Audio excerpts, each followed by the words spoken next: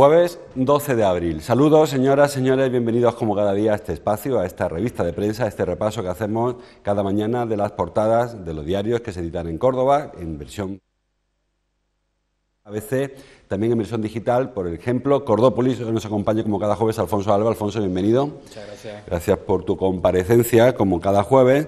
Y bueno, temas variados, aunque es verdad que hay algunos temas recurrentes. Por ejemplo, es muy recurrente, vamos a empezar por el principio, que es el titular para el diario Córdoba, para el Día y también para el ABC, en las portadas, el caso ERE. Digo que porque Alfonso además es un experto en el caso ERE, después de su participación en el programa de Cristina Pardo, ¿fue verdad? Sí, Malas Compañías. Malas Compañías, que él se encargó de la producción, una parte importante de esa redacción. Dice el diario Córdoba, Griñán dice que nadie le avisó jamás para actuar en los ERE, titula el diario Córdoba, y lo tienen. El diario ABC, la portada es para Griñán, en la audiencia. Griñán se esconde, dice, tras sus subordinados, y el diario El Día, Griñán se escuda ante el juez en que desconocía las irregularidades. Bueno, la foto, Alfonso, es una foto histórica, nunca había ido un presidente de la Junta sentado en un banquillo, además con unas penas de cárcel, le piden 6 años por malversación, y luego la vinculación definitiva, parece que ahora ya sí que sí, de la política con el tema ERE, porque hubo una época en la que se intentó acusar, sobre todo subordinados, como dice Griñán, o a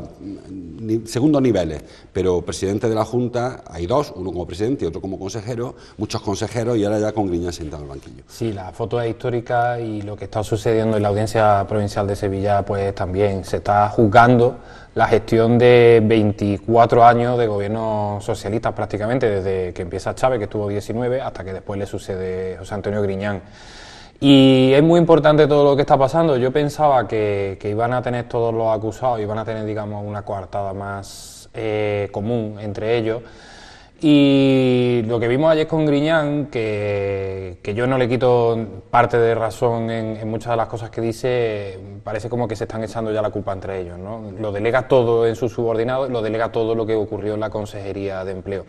El caso ERE, que es muy complicado de explicar, y por lo que los presidentes de la Junta se sientan en el banquillo no es por haberse llevado dinero a su casa, que es un caso de corrupción al uso, ¿no?, como ocurre en el resto de España, sino por haber hecho la vista gorda o haber creado un sistema opaco para repartir ayudas sociales, sociolaborales que llaman, en empresas en crisis que tenían que despedir a trabajadores, otras no estaban en crisis, de una forma bastante opaca.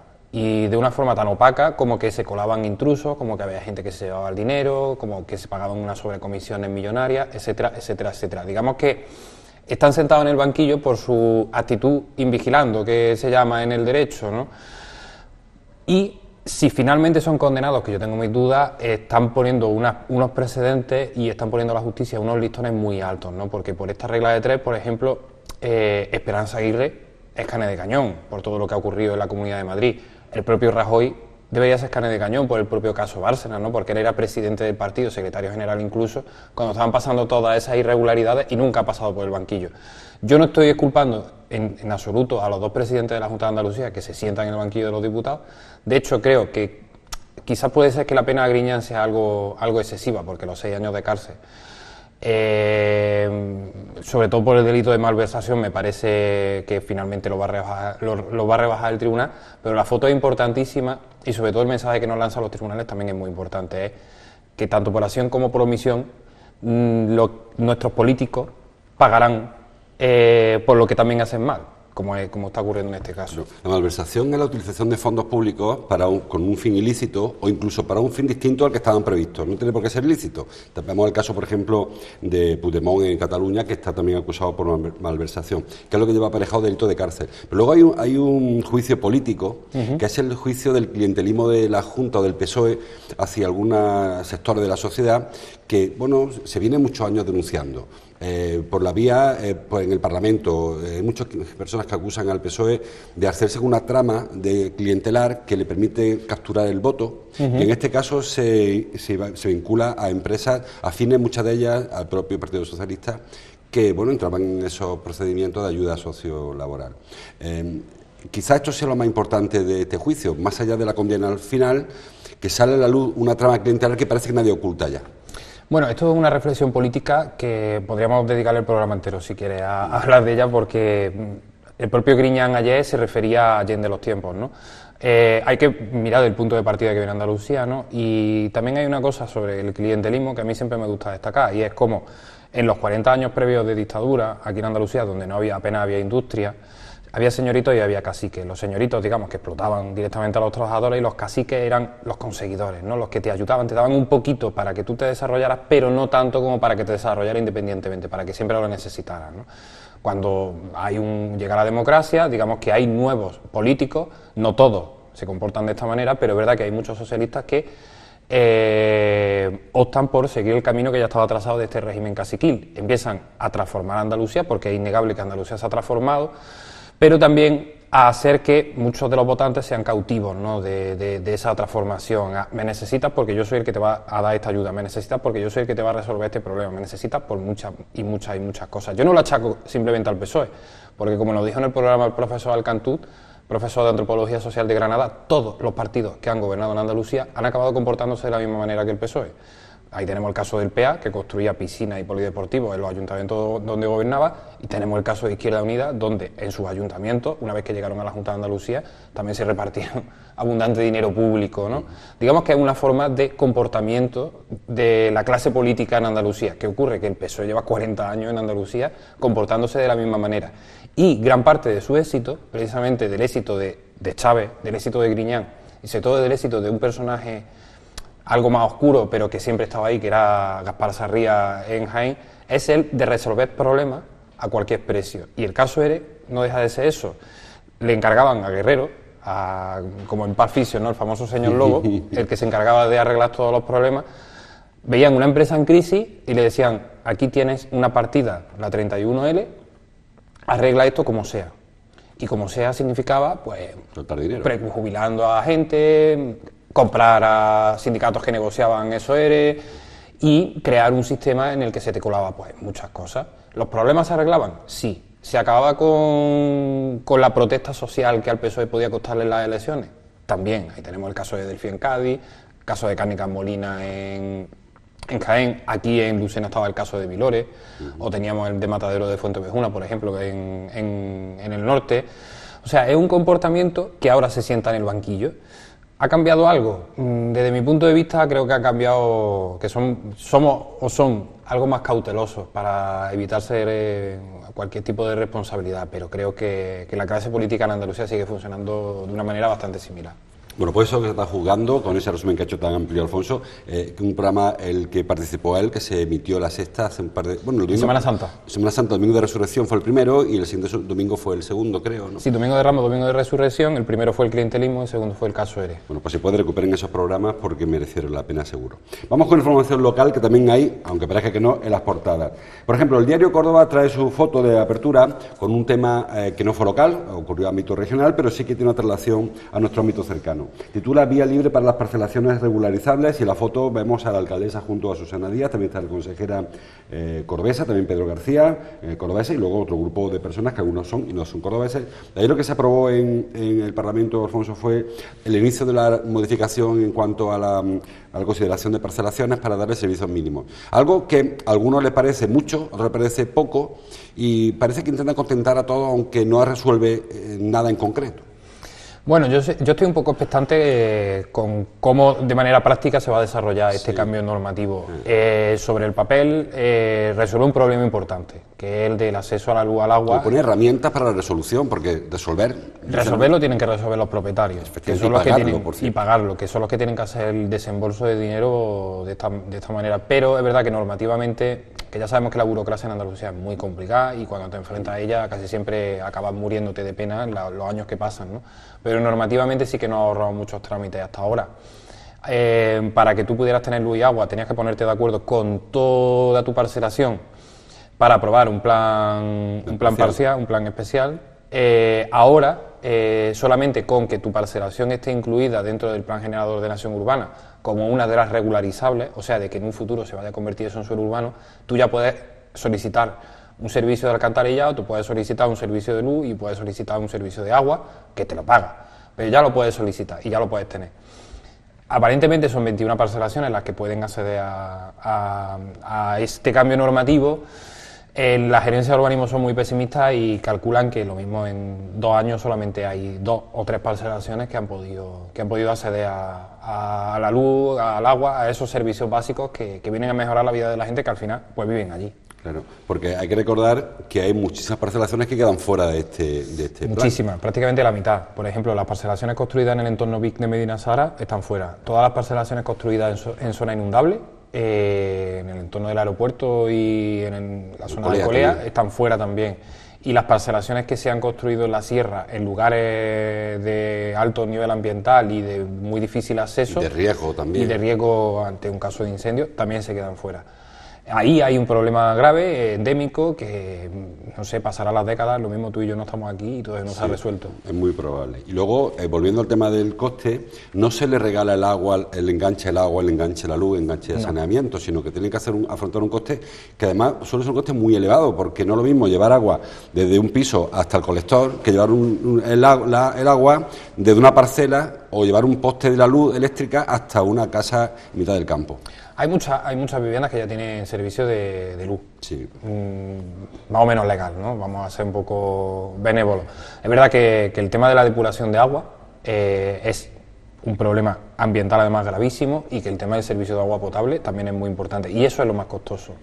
Llevar tus aguas residuales hasta la depuradora de Córdoba o hasta el colector que da salida a la depuradora de Córdoba, eso sí va a ser muy caro y va a haber pocas parcelas, como te comentaba antes, que pensaban en la gerencia de urbanismo, que puedan hacerlo en el corto plazo de tiempo. Sí. Y mientras tanto seguimos viendo como muchas fosas sépticas que contaminan, por cierto, acuíferos. En la época de sequía se nota mucho porque hay quienes viven de los pozos y que se encuentran que tienen una fosa séptica justo al lado del pozo del que beben, con las contaminaciones que se producen, incluso con un problema de salud que se ha registrado. Sí, es un problema importante, a pesar de que es verdad que esas fosas sépticas más o menos se suelen limpiar y demás, pero cuando hay sequía, digamos que los residuos acaban bajando a la capa freática, se acaban diluyendo en el subsuelo, en los acuíferos y acaban llegando pues al señor que quiere regar, al señor que quiere beber agua, o a la señora, etcétera, o incluso al río. Pues iremos viendo cómo va evolucionando este asunto, pero un asunto también que va a darnos muchos titulares de aquí a que se ponga en funcionamiento. Y la otra foto que nos queda, la foto del diario El Día, es para la cata que se presentó ayer. Una cata que definitivamente será del mes de mayo.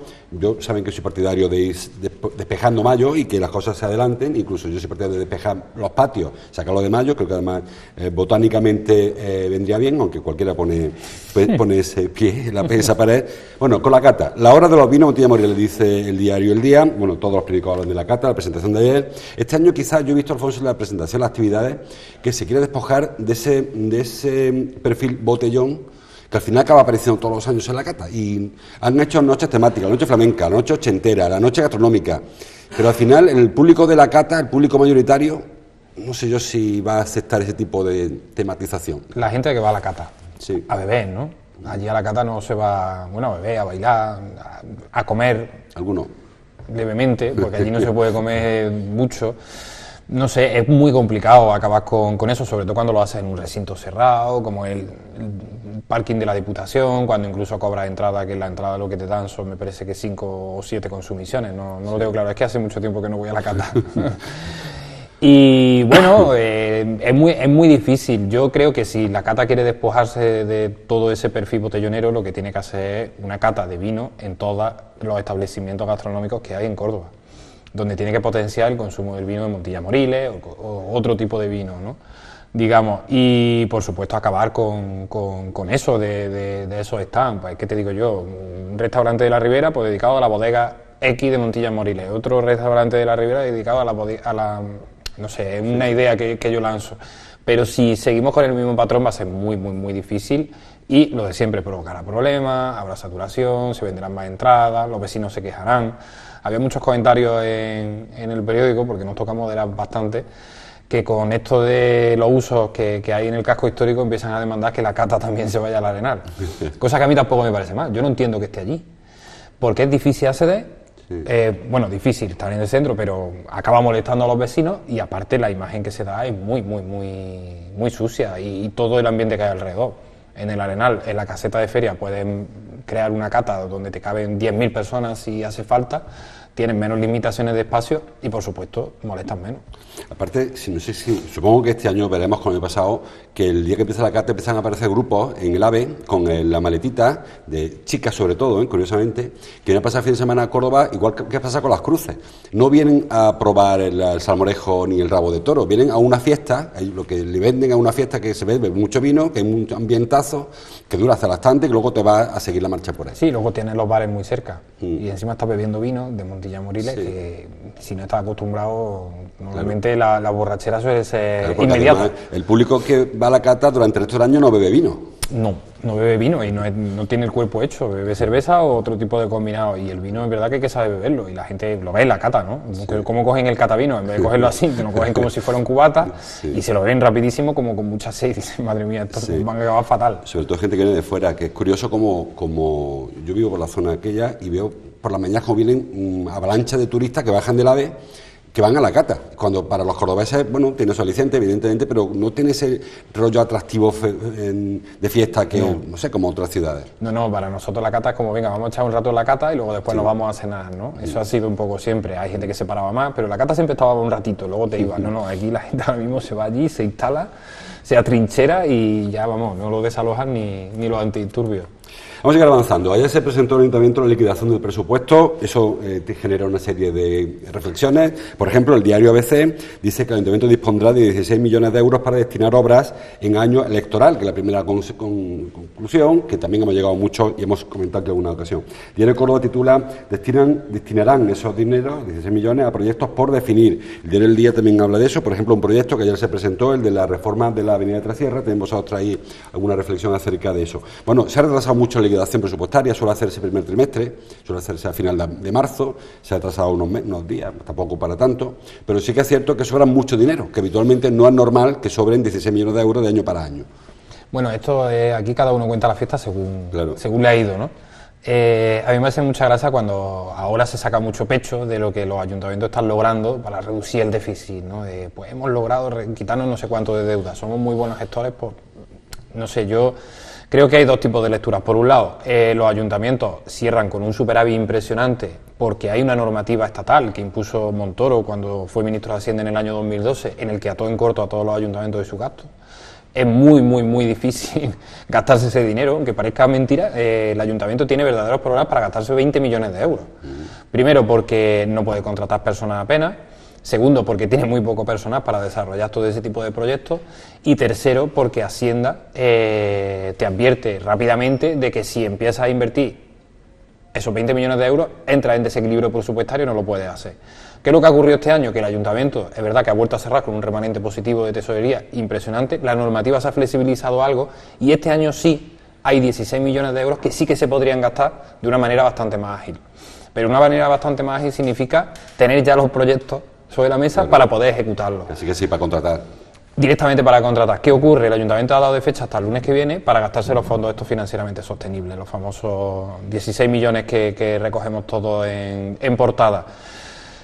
Hasta el día 16 no sabremos qué proyectos tiene el ayuntamiento y luego tiene de plazo desde el 16 de abril hasta el 31 de diciembre para ejecutarlo. Entre la contratación, que ya sabemos que la burocracia se ha vuelto también otra vez un poco más compleja, y el propio desarrollo de la obra, a mí se me antoja muy difícil que esos 16 millones de euros se pueda ejecutar el Ayuntamiento de Córdoba o cualquier tipo de ayuntamiento que hay ahora mismo en España. Claro, pero si no se ejecutan irán a otro remanente para el siguiente. Irán al remanente del año que viene y seguiremos reduciendo deuda. Que por un lado es muy bueno porque le pagamos a los bancos y estamos menos endeudados, pero por otro lado también en una ciudad que necesita inversión pública como es Córdoba, que es innegable, significa una parálisis de la ciudad. Deberían flexibilizarse un poco los trámites administrativos para que esto fuera más rápido. A mí me recuerda mucho no sé si tú lo recuerdas, el famoso plan E de Zapatero. Claro. De repente al Ayuntamiento de Córdoba le entraron, creo que fue del orden de 16-18 millones de euros. Y el ayuntamiento tenía hechos un montón de proyectos que anteriormente por falta de recursos económicos no podía desarrollar. Entonces se crearon oficinas especiales, se contrató a gente para desarrollar esos proyectos. Yo recuerdo que en la planta baja de Capitulares había como 50 personas trabajando para sacarlo y se sacaron todos. Y se hicieron todos. Creo que hubo un restito que no se gastó, que fue el Fondo Sur del Arcángel, pero un restito muy pequeño que tuvo que poner el ayuntamiento. El resto se ejecutó todo. Y es verdad que se resolvieron problemas en la ciudad, se arreglaron muchas calles y se dio trabajo a mucha gente que no lo tenía en ese momento. Ahora pues debería ocurrir una cosa similar, lo que pasa es que con la normativa que hay es muy difícil que el ayuntamiento pueda repetir aquello.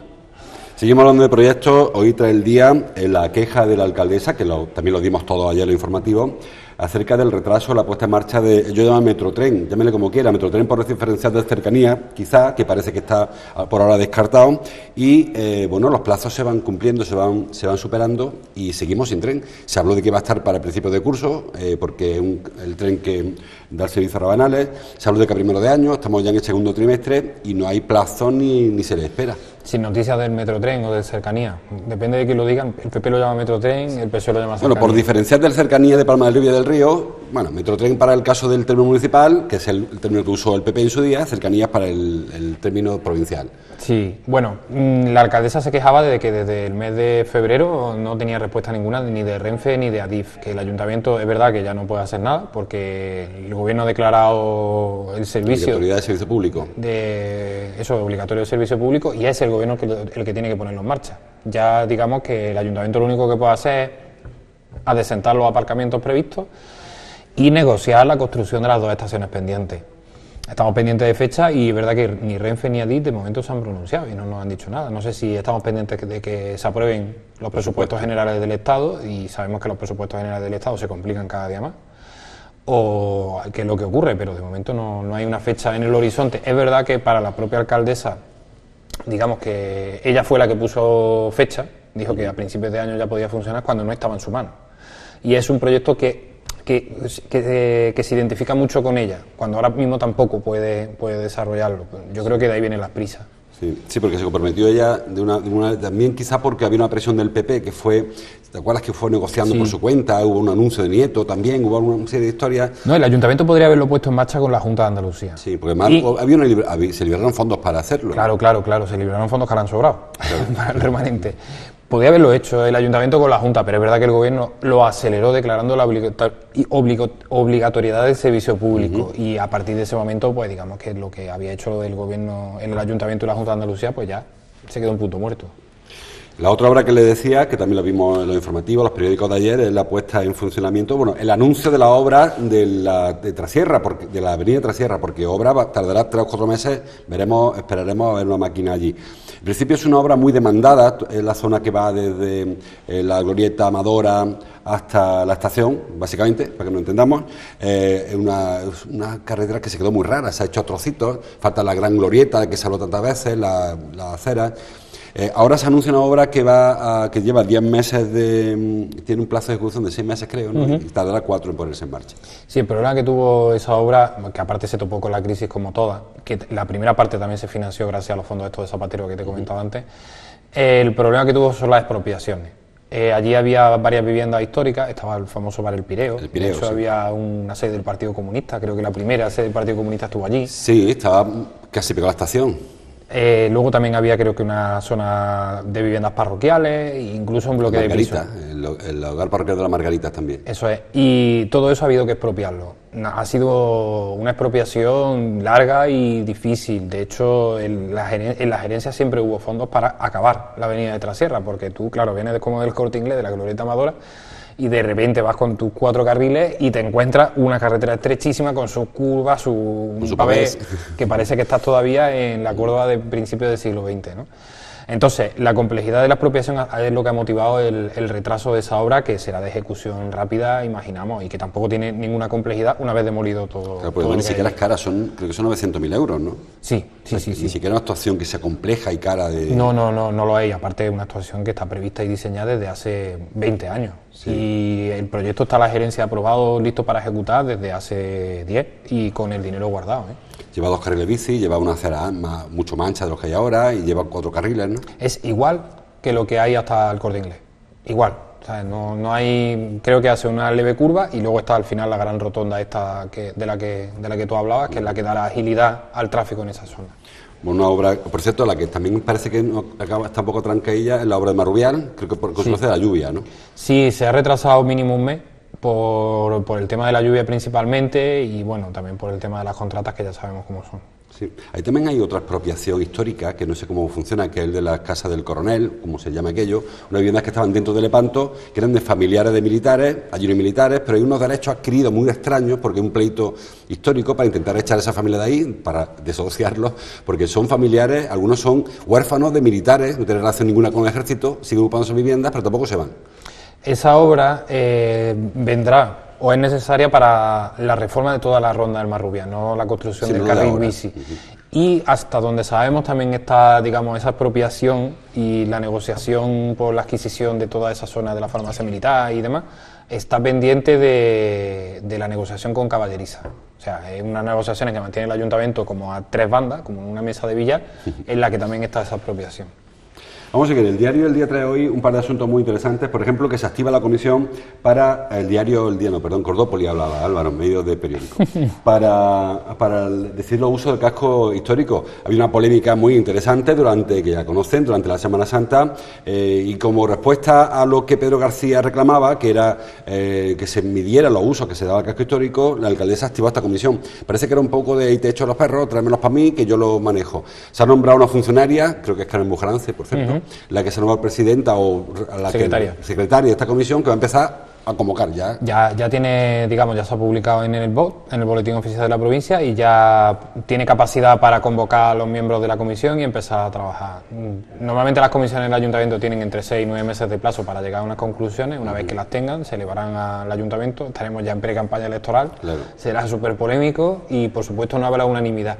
Pero será una demanda, cubrirá una demanda que tenemos los vecinos del casco, y es que hay una increíble saturación de actividades en el casco histórico. Sabemos que vivir allí significa lo que significa, nadie quiere sacar las cruces de mayo ni que la Semana Santa se vaya al Arenal, como dice tanta gente, ¿no? Pero que por lo menos, no sé, no puede haber, por ejemplo, una procesión cada fin de semana, ¿no? Que vas a tu casa porque tienes que volver, de hacer la compra o de un viaje, lo que sea, y te encuentras que no puedes entrar en tu casa porque es que hay una procesión en diciembre. O sea, hay que intentar regular determinados usos y hay que intentar desaturar el casco de tantísima actividad, de tantísima gente. Porque no solamente, es verdad que la Semana Santa es quizá lo más aparatoso, pero hay muchas actividades que la gente que vive en San Agustín, las personas que viven en San Pedro, lo sufren a diario. Cuando no es la Cruz de Mayo, es el carnaval; cuando no es un acto, tú dices, religioso, un traslado de una procesión o cualquier historia, incluso Nocheblanca, el flamenco, cualquier cosa, acaba siempre en el mismo sitio porque es un entorno envidiable, un entorno inigualable. ¿Esta comisión va a tener esta potestad para definir uso o solamente va a hacer propuesta a un pleno que luego tardará un tiempo eterno? Llegará un dictamen a la propuesta al pleno, no sé muy bien cómo será ese dictamen, no sé qué propuestas habrá, claro, lo tienen que discutir ahora y será el pleno el que tome medidas. ¿Cómo toma las medidas? Creando una ordenanza, me imagino, en la que pues todos los que convivamos en el casco y todos los que queramos organizar actividades, pues tenemos que ajustarnos, ¿no? Me imagino que, bueno, al menos la propuesta que yo haría sería una especie de calendario, ¿no? Vamos a intentar que de los 365 días que tiene el año, o de los 54 fines de semana que tiene el año, vamos a dejar estos libres, y estos sí sabemos que van a estar ocupados. Hombre, yo entiendo que un día de carnaval, con una cabalgata, entiendo que en la Semana Santa, entiendo que un fin de semana de cruces es posible. Por ejemplo, cuando te alargan la fiesta de las cruces desde un miércoles hasta un lunes, agota, ¿no? Tú entiendes que puede haber, pues, no sé, viernes, sábado y domingo, o jueves incluso, viernes, sábado y domingo, pero si te ponen una cruz de mayo al lado de tu casa, es que desde un miércoles hasta el lunes es que no descansas. No duermes. Y sobre todo es que tienes que trabajar, porque esa semana no es fiesta, no te dan vacaciones. O sea, es complicado. Y luego la ocupación permanente, que también es un tema que se pone en cuestión, es decir, por ejemplo, la sobreexplotación de la corredera para fines de hostelería, o la zona de la Cruz del Rastro, o la zona del Potro, y otros muchos espacios, muchos monumentos. Hace unos días hablábamos de los riesgos que supuso para la mezquita la colocación de los palcos. También vemos como los bares de San Miguel arriman la terraza contra la pared. Allí ni siquiera es contra el pollete, es contra la pared directamente. Totalmente. Incluso es verdad que el concejal Emilio Mente hablaba de lo que la Nocheblanca del flamenco, ¿no? La instalación de escenario en la Plaza del Potro. Claro. Estamos de acuerdo. Por supuesto que estamos de acuerdo. Las propias cruces de mayo. Sí. Y te instalan una barra e incluso vemos como... Se amarra al farol de la iglesia. Amarran, cogen luz, e incluso vemos como han llegado a hacer obras en algunos sitios, obras de estas como permeables, que luego se eliminan los rastros, pero que queda, que todo queda, ¿no? O sea, hay que tener mucho cuidado con muchas cosas y sobre todo hay que intentar desaturar, ¿no? Otra, porque si no, aquello se va a convertir en un parque temático. Sí, y sobre todo pensando en que, como decía Alfonso, la riqueza del casco nuestro es que está vivo, porque cuando pasas por otros cascos históricos, hablamos siempre de Sevilla, también el de Toledo le pasa, son cascos donde a las 8 de la tarde echas el pestillo y te vas. Y no hay nadie. Sí. Bueno, aquí empieza a pasar en la zona de la judería. Lo notas sobre todo los domingos por la tarde cuando se han ido los turistas y supuestamente deberían quedarse los vecinos. Desértico. Yo te recomiendo que te dé un paseo un domingo por la tarde por el entorno de la mezquita. Sí, es cierto, incluso teniendo el albergue juvenil, y me sorprende muchas veces que viendo un albergue juvenil allí dentro, no ves nadie joven alrededor del albergue. Nada. No sé, el albergue me imagino que funcionará, a la Junta de Andalucía es verdad que le funciona porque muchas de las actividades que organiza aloja a la gente allí en el albergue, no son jóvenes, hay veces que yo he ido a recoger a escritores mayores. No hace falta ser joven para ir al albergue juvenil. Pero vamos, que es verdad lo que tú dices, que tampoco se ven muchos jóvenes por la zona, sobre todo un domingo por la tarde. Vamos a ir terminando. Otro asunto que trae Cordópolis hoy, que también me parece muy interesante, como casi todo lo que trae los periódicos, es una estadística que publicó, creo que ayer, el Ministerio de Empleo y Seguridad Social sobre los incrementos salariales en las provincias y la jornada laboral. Córdoba es el mal parada. Dice Cordópolis que es una de las provincias donde menos se suben los salarios y donde más horas se trabajan. Tampoco son cifras que sean especialmente espectaculares. La media de España creo que son una subida del 1,5 y la de Córdoba 1,4. O sea que tampoco es una subida. Pero sí que es cierto que es significativo que se trabaje más y se cobren menos. Sí, bueno, es un clásico, ¿no? Y esos son los trabajadores que están acogidos a convenio colectivo, que en Córdoba son cerca de 90.000. O sea, hay en Córdoba 260.000 trabajadores y solamente 90.000 están protegidos por un convenio colectivo. No sabemos lo que pasa con los salarios del resto, porque es verdad que tampoco son públicos, ¿no? Pero estos datos del Ministerio de Empleo sí que son muy significativos. También es un poco del peso de la negociación que mantienen los sindicatos aquí, ¿no? O que mantienen los propios trabajadores con sus empresas. Como parece que en un momento de crecimiento económico, España está creciendo a un nivel del 2,5, 3%, los salarios en Córdoba están en el 1,4. O sea, la media 1,5, tampoco es que en otro sitio. Y la media del 1,5. Hay alguien que se está quedando con ese 1,5, ese 1,6. Y no significa que no queramos trabajar, también acabamos con mitos, ¿no? Como que los cordobeses o los andaluces no queremos trabajar. Es que echamos más horas que nadie. Me parece que son cerca de 1.800 horas al año las que están acogidas a convenio, porque luego fuera de convenio sabemos que siempre damos un poquito más. Esa no se cuenta. La verdad que es una estadística un poco demoledora y que digamos que te hace un retrato de cómo es el trabajo aquí. Vamos a terminar con dos asuntos muy rápidos, telegráficos, de deporte. En el diario ABC trae una foto de un señor que es presidente de Alcorcón. Dice de ABC que este hombre está vinculado a la auditoría del Córdoba. Saben que la polémica actual está en que el Córdoba está pagando fuera de contrato, según insinuó Tebas, a jugadores después de que había un límite salarial que era insuperable para el Córdoba.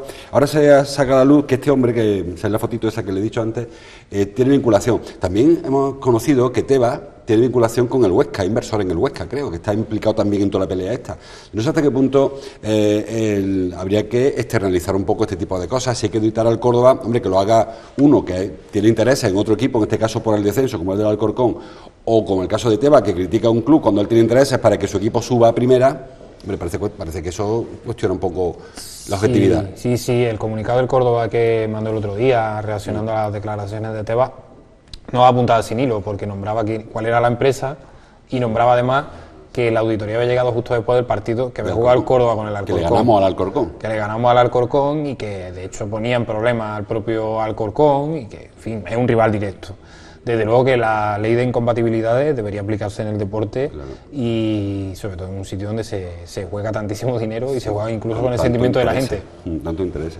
Y la otra foto que decía, que ya acabamos, es la foto para Van Bock. Ayer adelantamos que era probable que se inscribiera y se ha hecho. Yo no voy a decir que las cosas se hagan bien en el Córdoba todas y que se hagan todas mal, pero el caso Van Bock también es un poco de pasar por intentar aprovechar la ley, porque este chico se inscribe en el Córdoba B, porque el Córdoba A está lleno. Porque los refuerzos han sido muchísimos y no se dieron todas las bajas que se pretendían. Así que este chaval llega al Córdoba, tiene 23 años, llega al Córdoba B con la intención de jugar en la primera plantilla.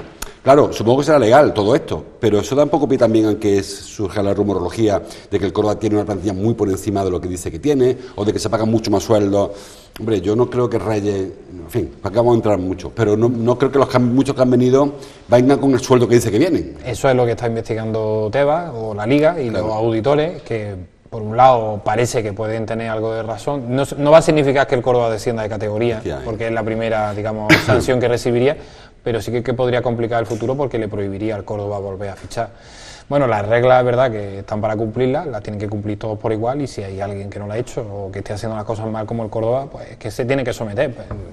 Cuando tú participas en una competición te tienes que someter a este tipo de cosas. Sí, siempre saben que hay resquicios donde intentan meter la mano, meter la cabeza para sortear la ley. A veces te pillan, a veces no te pillan porque no ha hecho nada que sea punible. En este caso, digo, los sueldos, hay algunos que no se rayan un poquito, ¿no?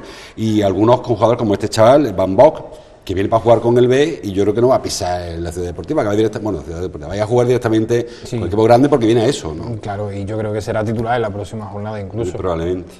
Bueno, pues ojalá que sea titular, si así lo quiere Sandoval, y ojalá que sea para que le ganemos. ¿Contra qué jugamos esta semana? Con Osasuna, un partido muy complicado que, por cierto, el Córdoba ha vuelto a fletar autobuses de aquí a Pamplona, o sea, que quien vaya a ir, que duerme el día de antes, porque es una caminata de aquí a Pamplona, como decía el Guerra, que lejos hasta Pamplona, ¿no? Me parece que son casi 9 horas, vamos. Sí, una barbaridad. Bueno, el autobús creo que son casi 10. Yo es que lo he hecho alguna vez, porque tengo amigos allí en Pamplona, y alguna vez he ido a los Sanfermines y he vuelto.